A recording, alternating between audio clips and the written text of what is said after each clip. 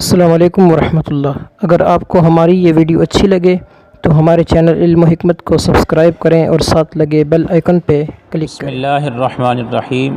الصلاۃ والسلام علیک یا سیدی یا رسول اللہ۔ محترم ناظرین، آج ایک بار پھر ایک انتہائی اہم شرعی مسئلہ لے کر دوبارہ آپ کی بارگاہ میں حاضر ہیں۔ محرم الحرام کے مہینے کے اندر شادی کرنا، اس کا شرعی حکم کیا ہے؟ عموماً لوگ اس حوالے سے غلط فہمی کا شکار رہتے ہیں اور محرم الحرام کے مہینے کے اندر نکاح کرنے کے حوالے سے طرح طرح کی باتیں جو شرعی اعتبار سے درست نہیں ہیں وہ کرتے نظر آتے ہیں۔ کوئی بھی اسلامی مہینہ ہو، محرم الحرام ہو یا اس کے علاوہ کوئی بھی مہینہ ہو، کسی مہینے کے اندر کسی دن میں نکاح کرنا منع نہیں ہے۔ تو اس موضوع پر گفتگو انشاءاللہ تبارک و تعالی دو اعتبار سے کی جائے گی۔ پہلی تو یہ کہ قرآن پاک اور حدیث مبارکہ کے اندر جہاں نکاح کے احکامات کو بیان کیا گیا، نکاح کا حکم بیان کیا گیا،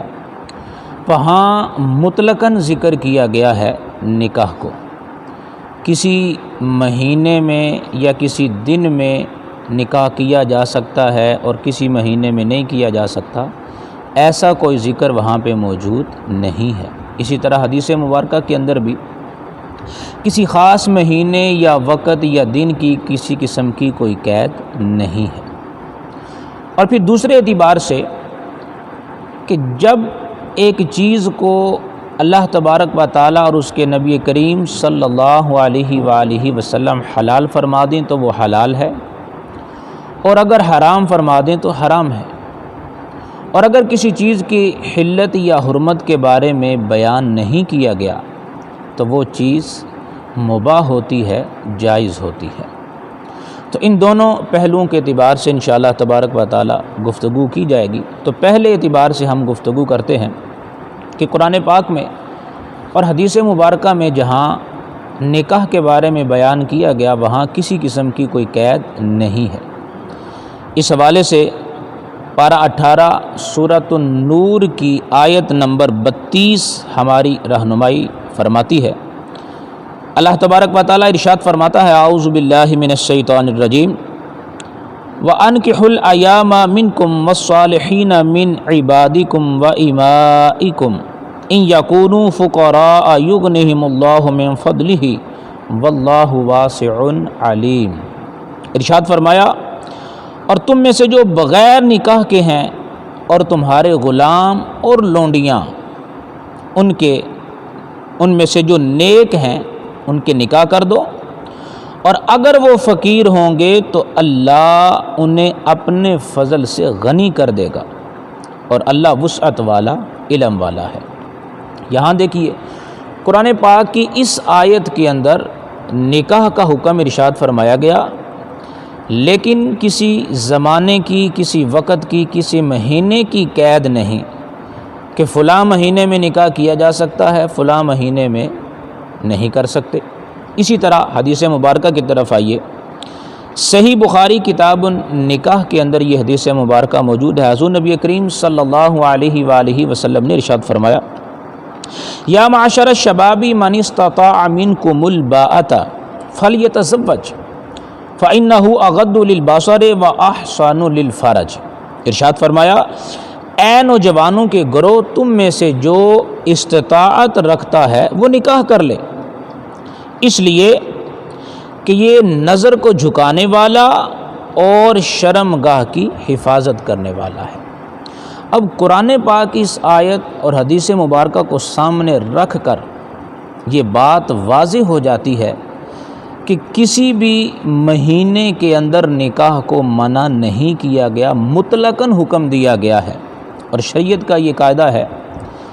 کہ جس حکم کو مطلق بیان کیا جائے، یعنی اس میں کسی قسم کی، کسی وصف کی، کسی زمانے کی، کسی خاص مہینے کی قید نہ ہو،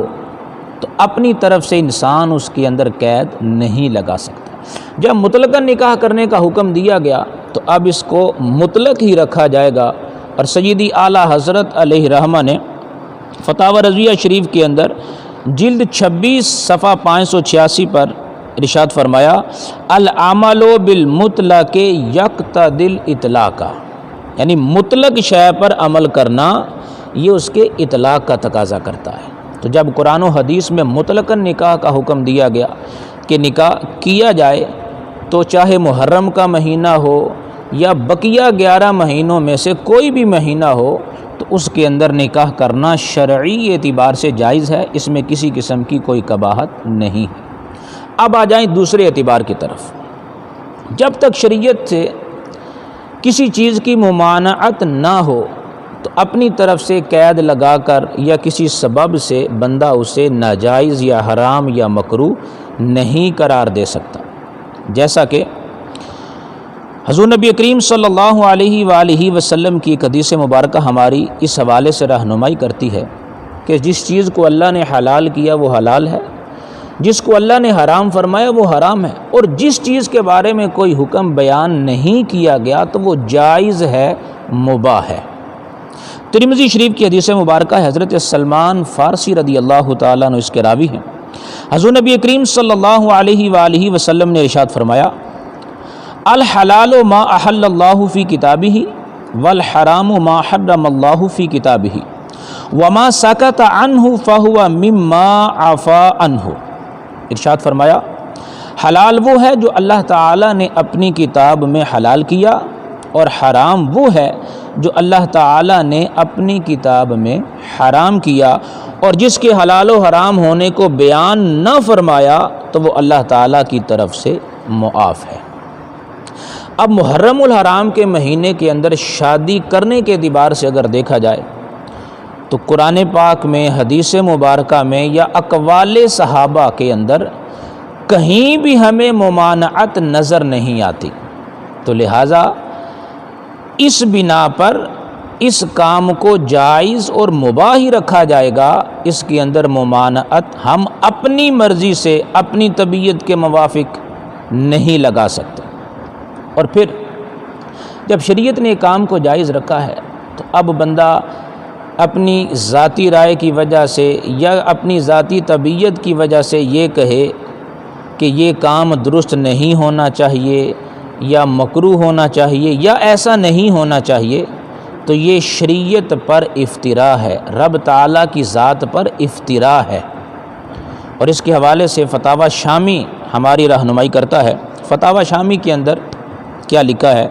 کتاب الاشربہ کے اندر، لیس الاحتیاط فی الافتراء علی اللہ باثبات الحرمات والکراہۃ الذین لا بد لہما من دلیل بل فی القول بالاباحۃ التی ہی الاصل۔ فرماتے ہیں کہ کسی چیز کو حرام یا مکروہ ثابت کر کے اللہ تعالیٰ کی ذات پر افتراء باندھنا یہ احتیاط نہیں، بلکہ یہ احتیاط نہیں، کیوں کہ حرمت اور کراہت کے لیے دلیل درکار ہے۔ دلیل ہوگی، کوئی ثبوت ہوگا، پھر حرمت یا کراہت ثابت ہوگی۔ بلکہ احتیاط اباحت ماننے میں ہے جو کہ اشیاء میں اصل ہے، یعنی ہر چیز کے اندر اصل یہ ہے کہ وہ مباح ہے۔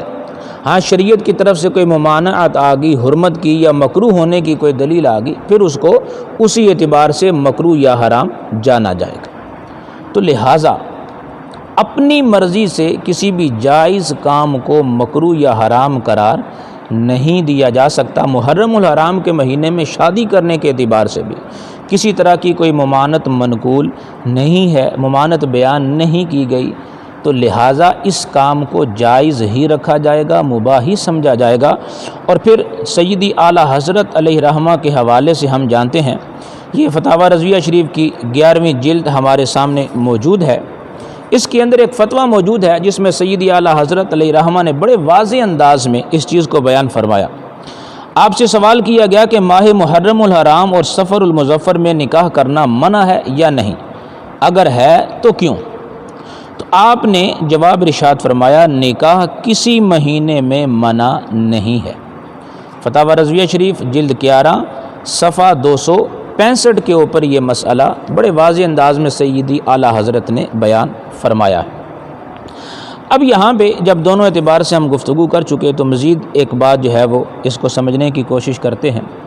یعنی کہ قرآن پاک میں مطلق حکم آیا، لہٰذا نکاح کسی بھی مہینے میں ہو سکتا ہے، اور دوسری بات یہ کہ حرمت کی اور حرمت کی کوئی دلیل نہیں، کراہت کا کوئی سبب نہیں بیان کیا گیا محرم الحرام کے مہینے میں شادی کرنے کے حوالے سے، لہٰذا اسے جائز رکھا جائے گا۔ اب اگر کوئی شخص یہ کہتا ہے کہ چونکہ محرم الحرام کے مہینے میں امام علی مقام رضی اللہ تعالی عنہ اور آپ کے رفقا کو ظلماً شہید کیا گیا، بلا شبہ یہ ایک انتہائی ظالمانہ اقدام تھا ان کا، جو ظلم انہوں نے کیا، جو زیادتیاں کی گئیں، یہ اپنی جگہ ایک انتہائی قابل مذمت کام ہے، اس کی جتنی بھی مذمت کی جائے، اسے برا کہا جائے وہ کم ہے۔ تو اب اگر کوئی شخص اس بنا پر یہ کہتا ہے کہ چونکہ یہ ایک افسوس والا مہینہ ہے، غم والا مہینہ ہے، تو لہٰذا اس میں نکاح کرنا یا خوشی کا کوئی کام جو ہے وہ کرنا یہ درست نہیں ہونا چاہیے یا ایسا نہیں کرنا چاہیے، تو بلا شبہ یہ ایک مذمت والا کام تھا، برا کام تھا، لیکن شرعی اعتبار سے ہمیں اس چیز کی اجازت نہیں ہے کہ ہم اپنی طرف سے کسی کام کو ناجائز قرار دیں۔ اور اگر یہاں اس اعتبار کو بھی دیکھا جائے تو اور بھی بہت سی چیزیں بیان کی جا سکتی ہیں، لیکن اختصار کی وجہ سے صرف 2 باتیں یہاں بیان کرتے ہیں کہ اگر یہ کہا جائے کہ امام علی مقام رضی اللہ تعالیٰ عنہ اور آپ کے رفقا کو ظلماً شہید کیا گیا، تو اس اعتبار سے یہاں نکاح نہیں ہونا چاہیے، تو پھر اس پر عرض یہ ہے کہ کائنات کے اندر ایک دن ایسا بھی آیا کہ جس کے اندر حضور نبی کریم صلی اللہ علیہ وآلہ وسلم نے دنیا سے وصال فرمایا، اور صحابہ پر کیسی قیامت کا دن تھا، گویا کہ قیامت ٹوٹ پڑی ہے ان پر، کیسا غم اور کیسی ان کی افسردگی والی کیفیت ہے۔ تو پھر تو ہونا یہ چاہیے کہ ربیع الاول شریف کے مہینے کے اندر بھی نکاح نہ کیا جائے، یا جن جن صحابہ کو جن جن مہینوں کے اندر شہید کیا گیا، سیدنا عثمان غنی رضی اللہ تعالیٰ عنہ، سیدنا فاروق اعظم رضی اللہ تعالیٰ عنہ، سیدنا امیر حمزہ رضی اللہ تعالیٰ عنہ، اگر اس اعتبار سے دیکھا جائے تو یہ چیزیں بھی سامنے آتی ہیں، لیکن وہاں اس چیز کو بیان نہیں کیا جاتا۔ امام علی مقام رضی اللہ تعالیٰ عنہ کا مقام و مرتبہ، آپ کی فضیلت، آپ کی شان، اس کا ایک الگ ایک چیز ہے، اس سے کسی مسلمان کو انکار نہیں ہو سکتا، اور وہ کون سا ایسا مسلمان ہوگا جس کے دل میں اس واقعے کا غم یا افسوس نہیں ہوگا، بلکہ سیدی اعلیٰ حضرت علیہ رحمہ نے تو یہاں تک ارشاد فرما دیا کہ جس بندے کو اپنے دل میں یہ غم محسوس نہیں ہوتا اس واقعے پر، وہ اس غم نہ ہونے پر غم کرے، کہ ایک سچا عاشق، عاشق رسول، عاشق اہل بیت، اس کی محبت کا تقاضا یہی ہے کہ وہ اس چیز کو محسوس کرے، اس غم والی کیفیت کو دل میں محسوس کرے۔ لیکن شرعی اعتبار سے دیکھا جائے تو نئے سرے سے غم کو تازہ کرنا، نئے سرے سے محافل سے جا کر غم والی چیزوں کو بیان کرنا شرعی اعتبار سے یہ درست نہیں ہے۔ اور اگر